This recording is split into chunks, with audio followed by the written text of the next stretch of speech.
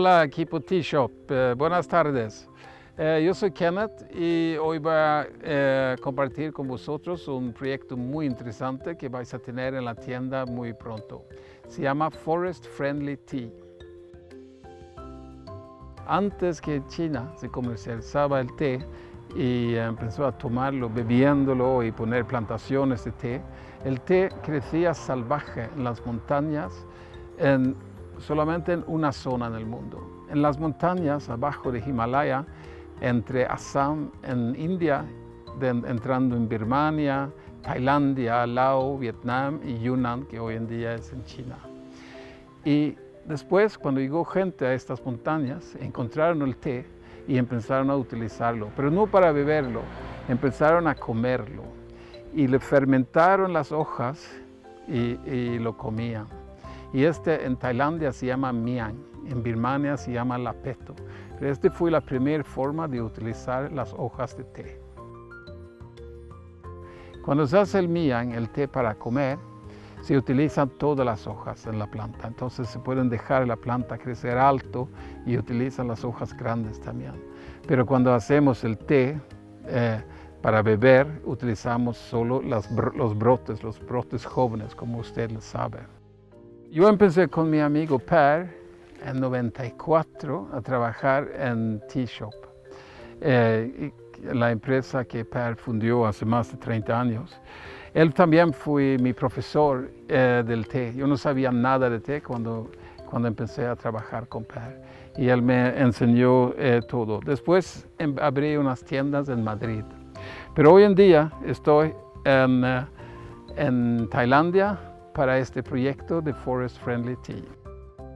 Aquí en Tailandia descubrí una forma, o encontré una forma de cómo se cultivaba el miang. Era una forma de cultivar el té sin quitar el resto del bosque, de utilizar el té o cultivar el té junto con la biodiversidad, junto con los insectos, con los árboles, con los bosques y todo esto.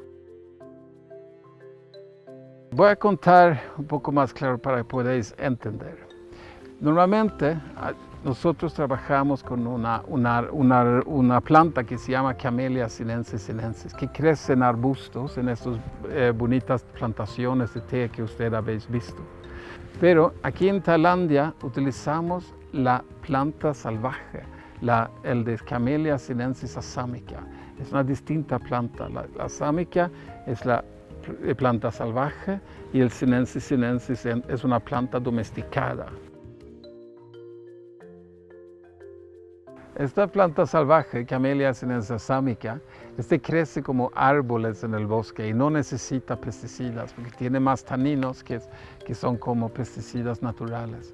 Y cuando crece junto con todo el resto de la naturaleza, con la biodiversidad, no necesitamos ni pesticidas, ni fertilizantes, ni sistemas de agua, de riego, porque el bosque lleva todo y esta planta es más fuerte que puede sobrevivir junto con el bosque. El Forest Friendly Tea que pronto vais a tener en las tiendas está procesado aquí en Tailandia con la gente local de la zona donde el té crece. Entonces son la gente del mismo pueblo donde está el té que que cosecha y produce este té. Los Forest Friendly Teas que pronto tendrás en vuestras tiendas son tés cosechadas y elaboradas además por gente local de aquí y en una manera totalmente manual. Estas personas locales se encargan de recolectar el brote de las 2-3 hojas que le siguen. Este proyecto además ofrece trabajo a la población autóctona, siendo el té la segunda bebida más consumida en el mundo después del agua.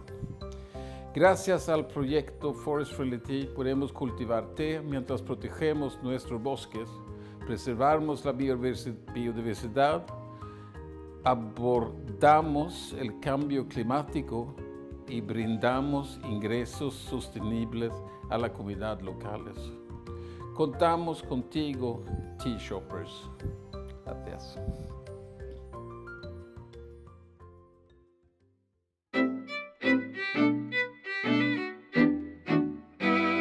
Olá, pessoal do Vinhos e Prazeres. Hoje não estamos com vinho, mas com outra coisa que eu gosto muito, que é chá.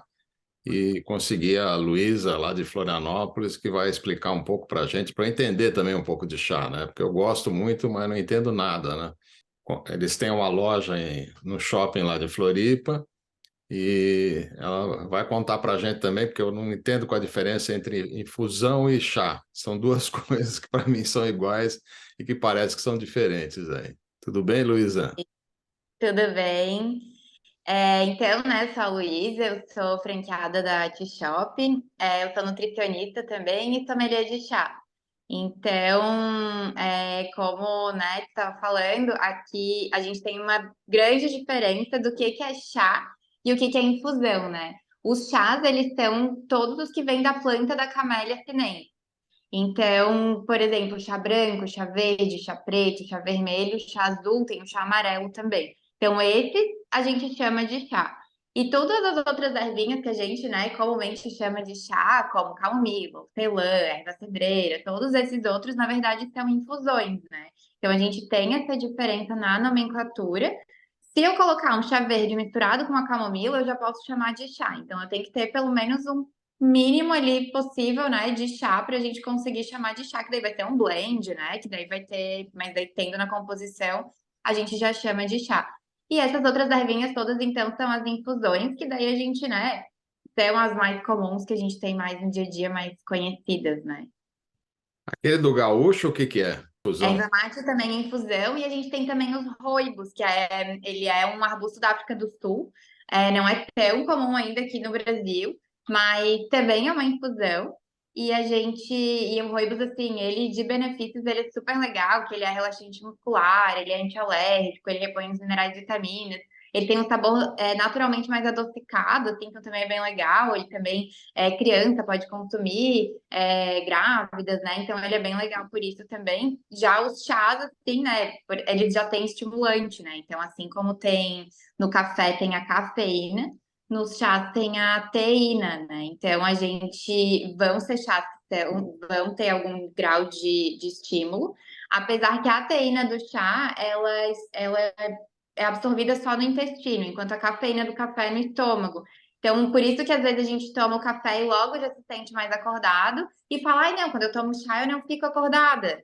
Mas é porque ele demora mais para fazer o efeito e depois ele dura mais tempo também. Então também tem que cuidar, que às vezes a gente, né? Ai não, tomei aqui porque não me afeta, né? Umas 5 horas da tarde. Mas daí lá depois de noite, antes de dormir, vai falar, nossa, mas agora eu tô sentindo mais acordado. Aqueles que são só de frutas não são assim, né? Não, tudo que for fruta ou raiz, né, casca, né, por exemplo, canela, gengibre, então, né, as frutas, então esses não vão ter nada de estimulante. Às vezes até algumas pessoas elas confundem falando assim, ai não, mas canela é estimulante. Não, ela é estimulante porque ela é termogênica, ela esquenta o nosso organismo, mas não para tirar sono, né, então não tem problema consumir de noite. E aquele tererê que é do Mato Grosso do Sul é igual o do gaúcho, O né? tererê também também é feito com erva mate, né? Então ele também vai ser uma infusão. E daí, mas a erva mate também é estimulante, né? Assim, na erva mate é mateína, que eles chamam. Então também tem um grau de estímulo ali. E a base é uma planta só do chá? Isso, do chá sempre vai ser a Camellia sinensis. Na Camellia sinensis, ela tem dois tipos que são os mais conhecidos, que é a Camellia sinensis sinensis e a Camellia sinensis assâmica. Então, a sinensis sinensis é a que é mais plantada na China, no Japão, e a assâmica é mais na Índia. Então, China, Índia, Japão, a Turquia são um dos maiores produtores do mundo, né? Então, é onde está mais concentrado. Até, por exemplo, o Japão, né, ele consome muito, mas ele produz cerca de só 20% do tanto que ele consome. Então, ele mesmo tem que importar chá, de outras regiões para o consumo interno no Japão. A gente vê que o consumo na Turquia é um consumo muito alto, apesar que tem algumas controvérsias, porque quando eles fazem o censo para ver quanto que consome, eles vê que é na xícara de chá. Só É. que o copinho turco, ele é muito pequenininho. Então acabam que consomem muito, mas tem meio que assim, será que eles consomem muito ou é porque eles não mediram em ml, né? E mediram em xícaras qualquer. Então também tem isso, mas mesmo assim eles são grandes consumidores de chá preto, principalmente, né? A Índia também produz os melhores chás pretos do mundo, são indianos também. A gente tem, na Índia tem o Assam, que é um chá preto mais intenso, né? Que é bem conhecido também, é um chá preto do dia a dia deles. E a gente tem também o Darjeeling, que ele é conhecido como o champanhe dos chás pretos, né? Também é o chá preto mais, o chá, nem só o chá preto, mas o chá mais falsificado do mundo. Eles estimam também que se vende 4 vezes mais do que a produção do próprio de Darjeeling, né? Então, eles criaram até uma nomenclatura que, então, nos chás pretos, eles têm letrinhas, né? Então, OP, FB, OP, que eles todos, né? Que é Orange Pickle, Flowery, Broken Orange Pickle. Então, isso tudo para conseguir classificar que realmente não é um chá falsificado e que é um chá verdadeiro, né? Então, são algumas das classificações que tem. E o branco é a mesma planta que o preto também. Também, o chá branco, preto, todos são.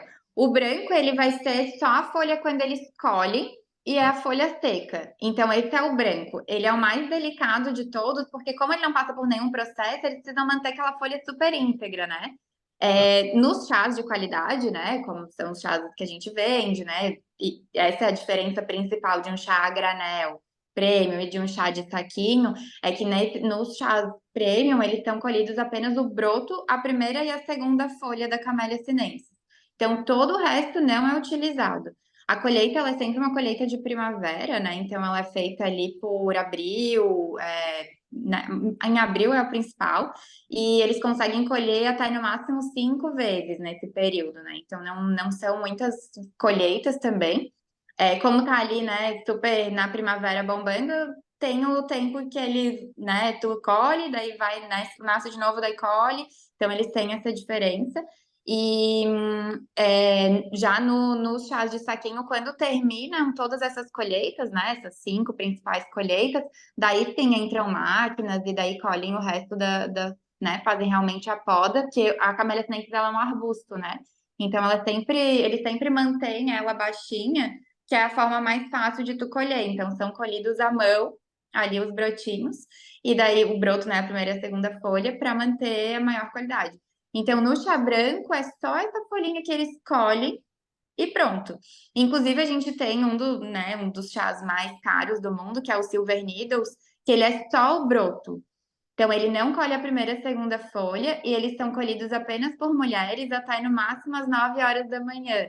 Então, é o horário que ainda mantém o orvalho em cima ali da planta, para ele não sair a penugem, porque no broto ele tem umas penugenzinhas branquinhas. Nossa. Então, para manter, eles têm que colher bem delicado, né? E daí por mulheres, porque a gente acaba sendo mais delicada também na hora da colheita, né? E para colher 1 quilo dele, né? Assim, uma pessoa consegue colher no máximo 2 quilos por dia. Assim. Então, é bem, bem, bem poucos, né? Então, são super raros. É um requinte, né?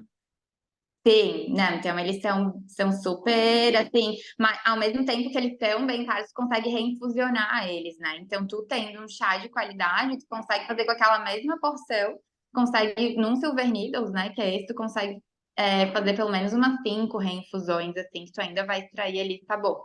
É bem suave, ele tem uma untuosidade na boca bem presente, então, né, ele tem bastante dulçor, tu não sente o adstringente, né, que é bem presente nos chás.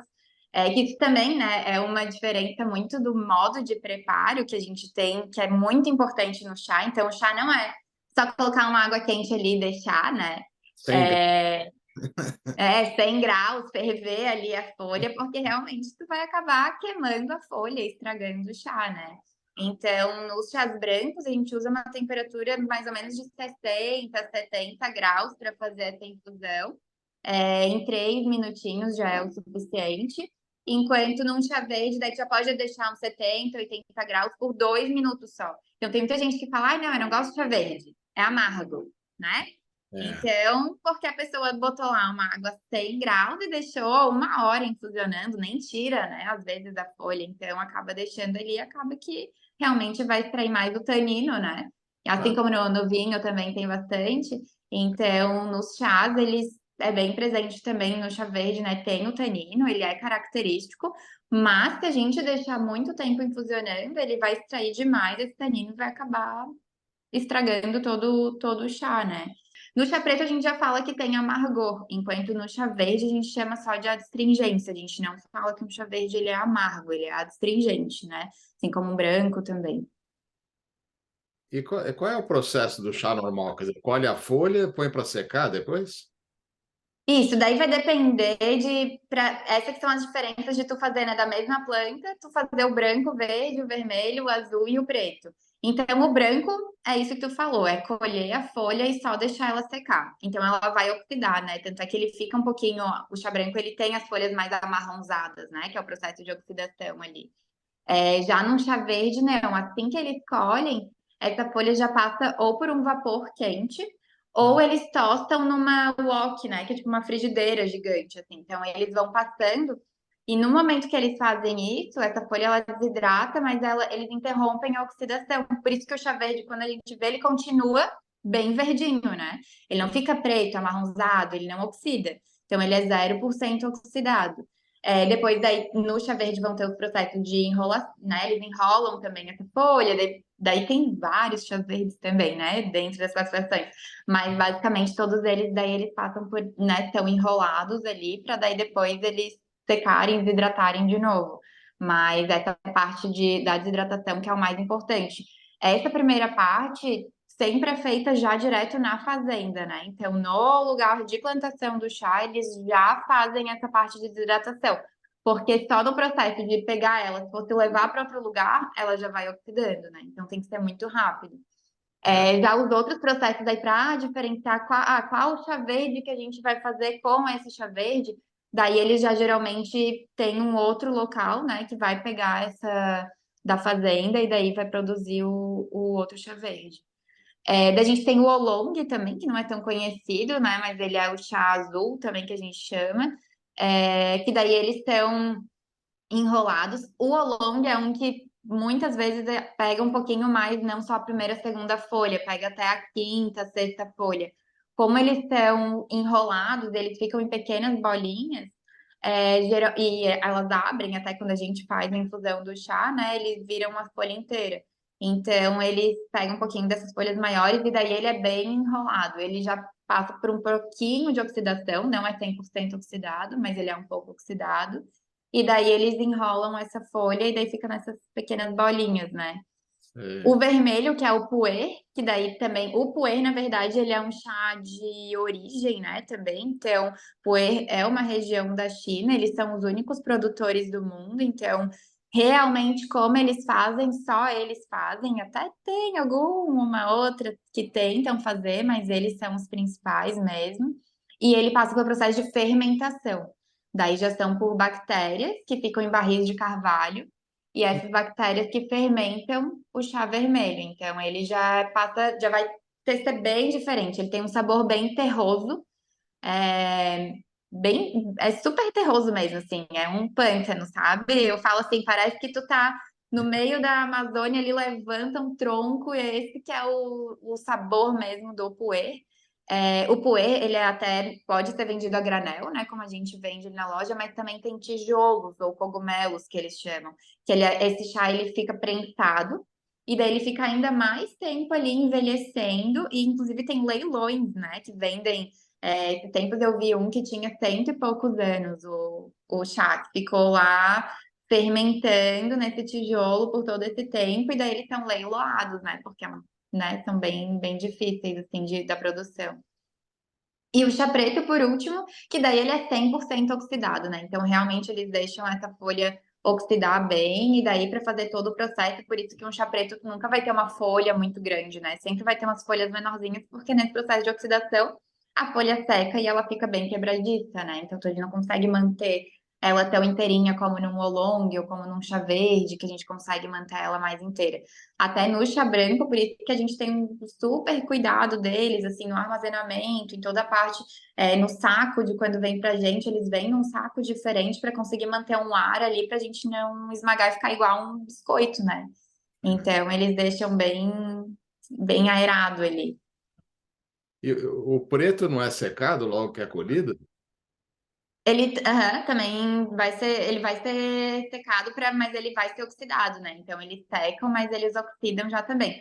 O preto já tem vários processos, é o que tem mais processo de todos eles, né? Então, para fazer ele, vai primeiro ele dá uma oxidada, já não tem tanto essa pressa como tem a pressa do chá verde, ele já pode ficar lá mais tempo. Na Índia, por exemplo, eles pegam esse chá e já colocam direto num caminhão do jeito que tá, só colhida a folha. E daí desse caminhão vai para um lugar para fazer o processo, porque realmente não tem o problema de deixar ele ali oxidando, né? Depois disso, daí ele vai passar por vários processos que geralmente são máquinas hoje em dia, né? Já não é o chá preto é o que menos tem processos manuais, né? No chá verde já tem muito processo manual, no oolong também.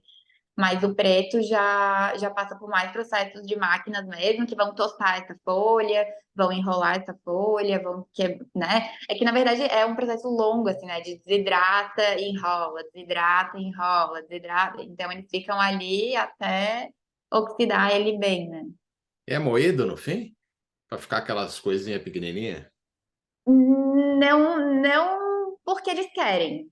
Não é moído porque eles fazem essa intenção de moer, né? Mas ele acaba que fica bem pequenininho porque ele vai sendo quebradiço.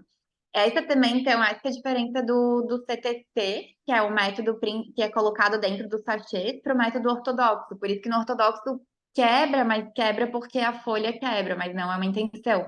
No método CTC, que é o método do saquinho de sachê, daí sim, daí eles já quebram por querer e ficam essas micro bolinhas ali dentro, que elas são enroladas, né? É cut, tear, curl, né? Então eles cortam, enrolam e tostam e enrolam, né? Então esse que é o processo do CTC, que é do sachê.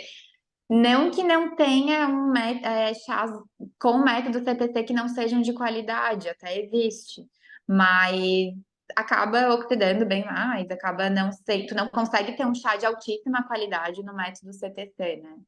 Mas ali na loja a gente até tem dois chás que eles têm misturado, que é o Irish Blend e o Royal British Blend, que são dois chás pretos que são misturados com o método ortodoxo, que é o método mais manual, e o método CTC, que é esse método 100% por máquinas, né?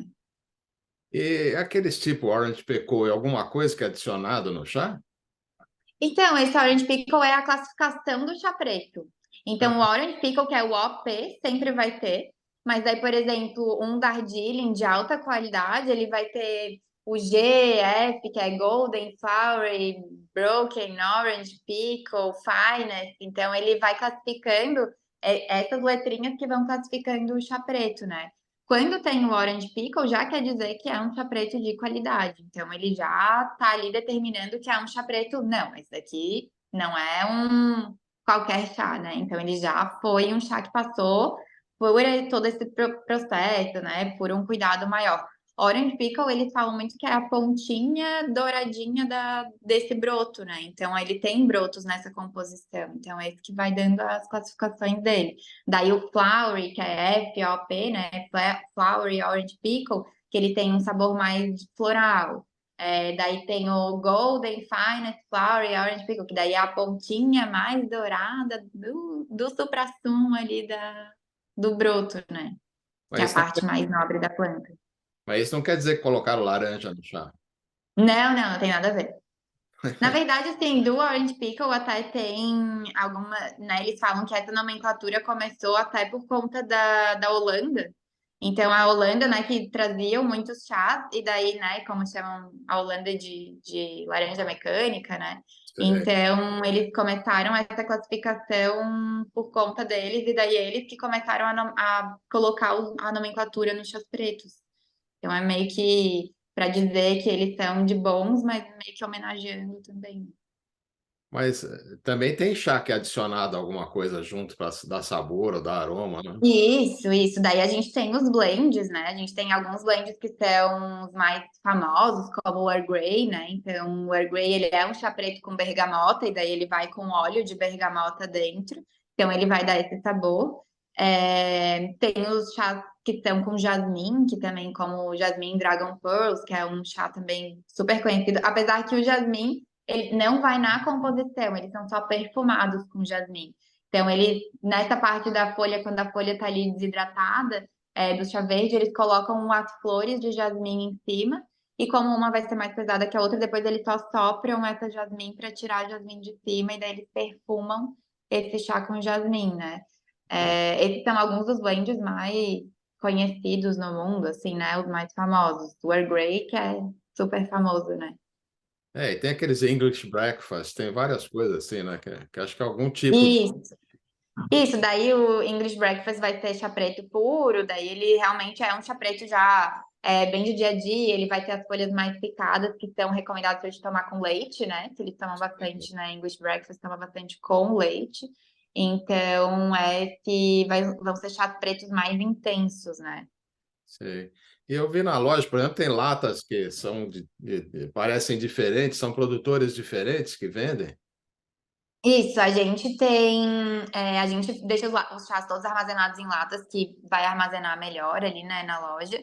E na loja ali a gente tem chás que vêm da China, do Japão, da Índia, do Sri Lanka, da Tailândia.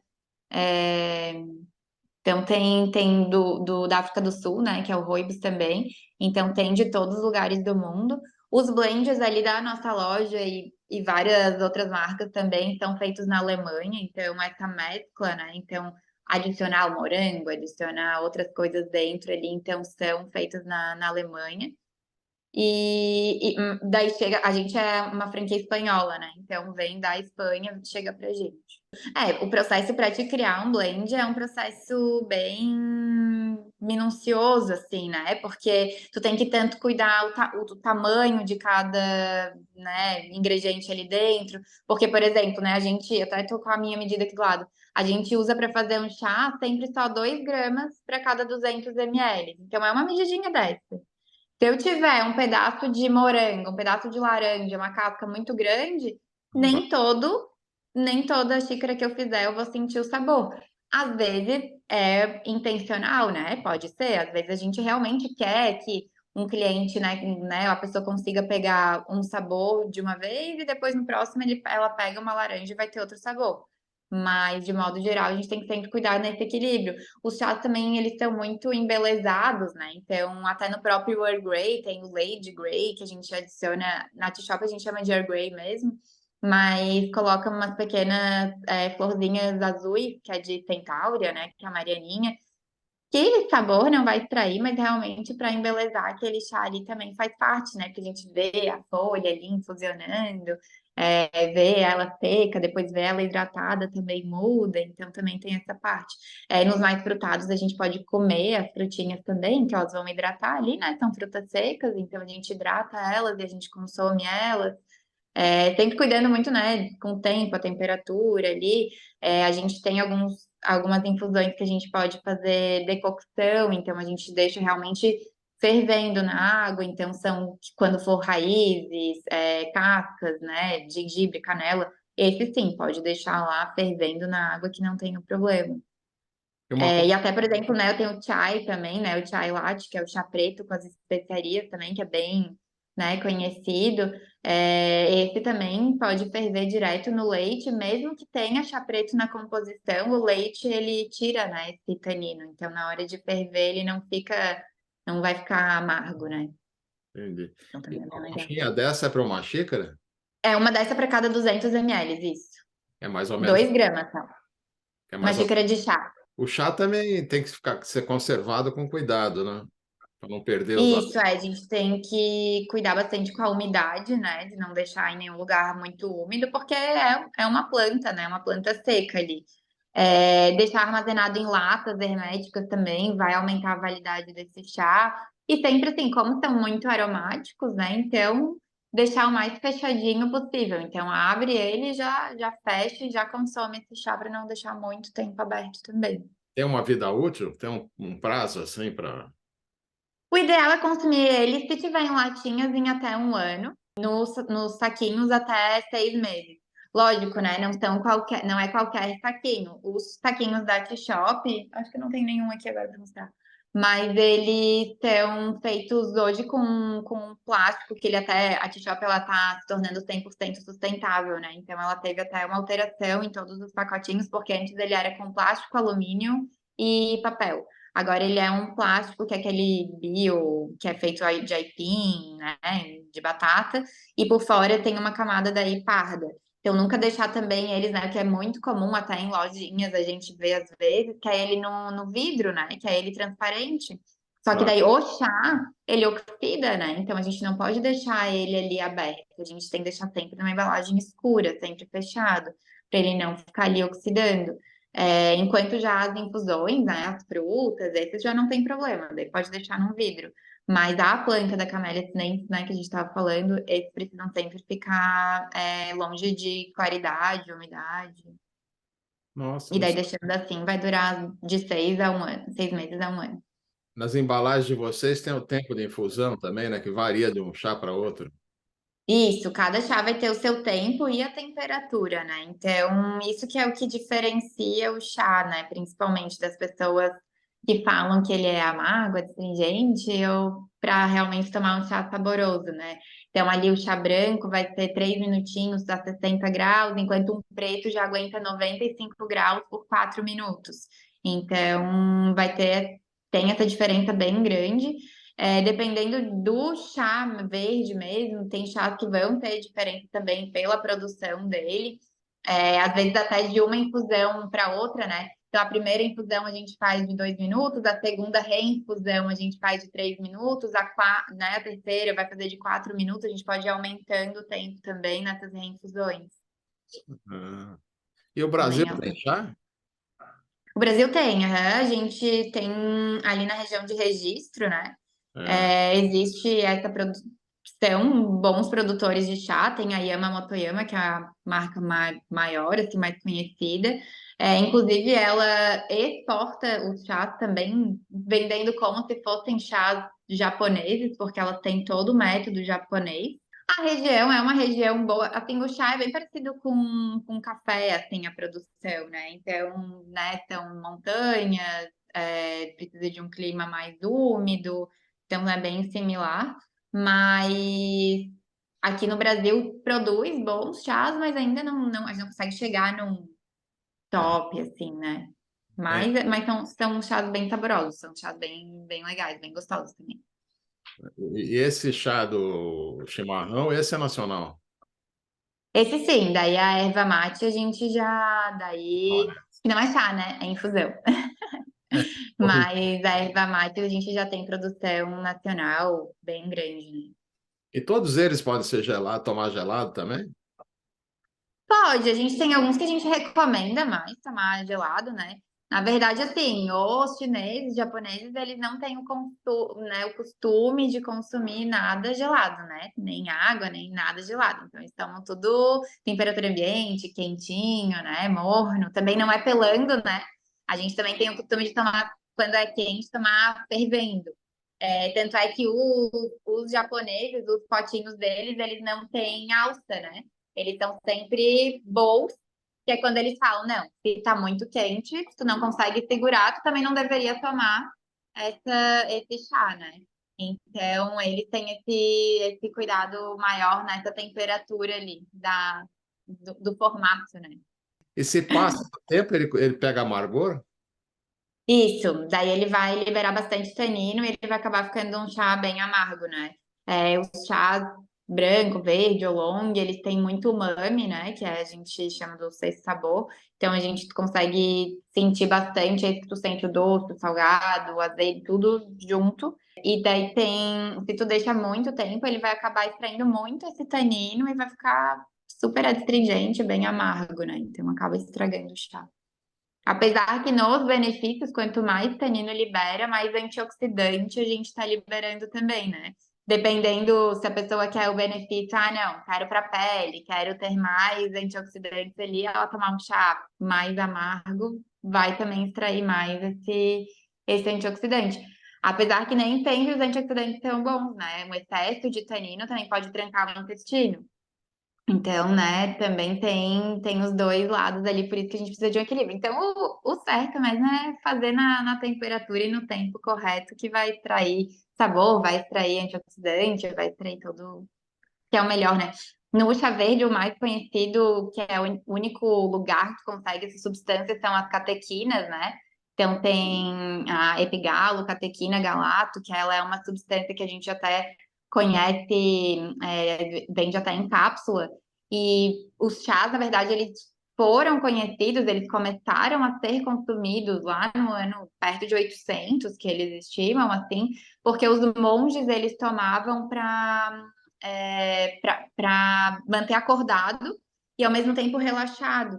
Então, tu consegue, num chá, só no chá tu consegue, ao mesmo tempo que tu, né, ai meu Deus do céu, tô muito estressada, tu consegue tomar o chá e ficar relaxada, mas sem ter sono, né? Então, tu fica acordada, porém com o corpo ali, a mente, né, relaxada. Tem bastante estudos para uma pessoa de foco, concentração, que ajuda bastante, além de prevenção de várias doenças, né? Então, doenças cardíacas, para câncer, para várias dessas doenças, o chá, ele realmente ajuda a evitar, né? Até também, né, já que a gente está aqui de vinhos, os chás são bem legais para curar ressaca. Então ajudam bastante também quem, né, bebeu demais ali. Os chás, como ele tem esse do foco e da concentração e melhora ali, então ele vai também dar esse relaxamento, então eles também ajudam na ressaca. Muito obrigado. Aí você deu uma boa aula para a gente sobre chá. Então, muito obrigado, Luísa. Quem para esclarecer a gente sobre chá e quem gostou do vídeo, siga o canal e curta que a gente e faça perguntas que a gente faz para os produtores, para os especialistas e eles respondem para quem tiver dúvida, né? Muito obrigada também. Obrigada pela oportunidade aqui de falar um pouquinho sobre esse mundo que é milenar, né? Então, os chás têm há muitos, muitos anos, assim como o vinho, acho que estão ali juntos de ter uma bebida que é mundialmente muito consumida. Muito obrigado, bom fim de semana para Obrigada também. Até mais. Tchau, tchau.